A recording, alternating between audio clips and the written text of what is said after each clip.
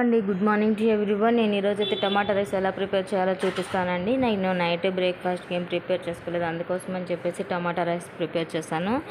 ఇది ఈజీగా 10 minutesలో అయిపోతుందండి. మా బాబు హాఫ్ డేస్ కదా తినేసి వెళ్తాడు, అందుకోసం అని టమాటా రైస్ చేశాను.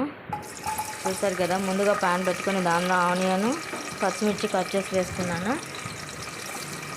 ఆనియన్ పచ్చిమిర్చి కట్ చేసి వేసుకున్నానండి.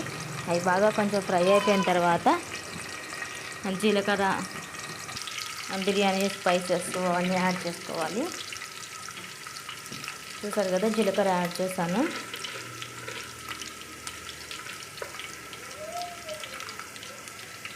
దానిలో నేను బిర్యానీ స్పైసెస్ కూడా యాడ్ చేశాను.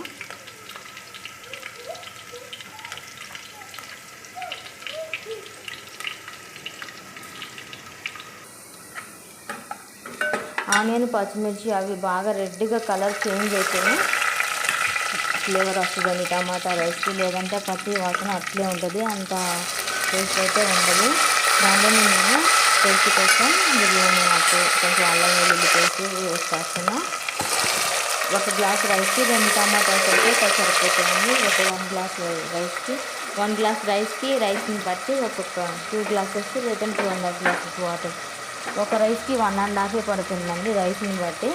దానిలో నేను కొంచెం పసుపు యాడ్ చేశాను, టేస్ట్కి తగ్గట్టు సాల్ట్.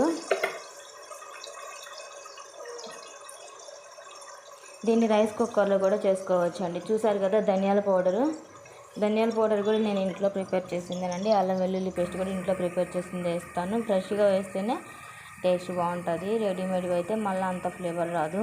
చూసారు కదా, నేను కొంచెం లాస్ట్లో టమాటాలన్నీ కుక్ అయిన తర్వాత నేను కొంచెం కారం యాడ్ చేశాను. ముందుగా నేను రైస్ అయితే నానబెట్టి పెట్టుకున్నాను అనమాట. 1 గ్లాసు నానబెట్టుకొని శుభ్రంగా వాటర్ వంపేసి పెట్టుకున్నాను. టమాటాలన్నీ కుక్ అయినాయి కదా, దానిలో నేను రైస్ని యాడ్ చేస్తున్నా.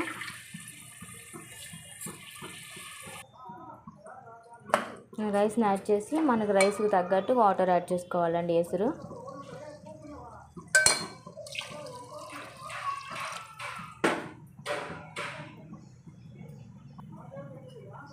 చూసారు కదా, వాటర్ యాడ్ చేసుకోండి.